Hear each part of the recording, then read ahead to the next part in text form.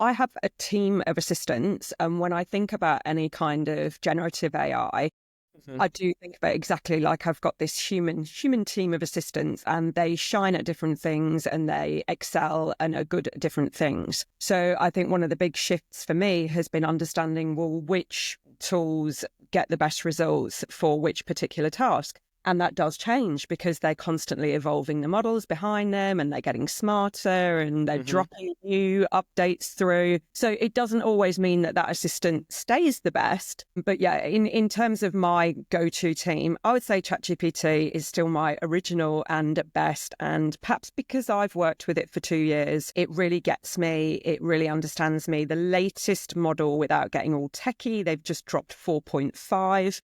Mhm. Have found that there's a big uplift in how smart and strategic and it gets my results most of the time. But that said, that's because I've invested heavily in learning how to prompt. And it's all about knowing how to ask the right questions in the right way and get the model to think in a particular way to get you the results you want. So ChatGPT is my normal original go-to. That would be for anything from brainstorming to ideation to planning, some drafting of content. But then Claude is my very, very human friend, and I find is probably better when it comes to more human copywriting, Mhm. but also the nuances. And I know it sounds crazy to talk about an AI being better at human stuff, but if I want to get perspectives and I want to get inside my audience's head or my audience's shoes and go, well, look, how's this coming across? Or what else should I think about? I do find that Claude picks up nuances that ChatGPT doesn't. So I'll Mhm. go board, ask its opinion,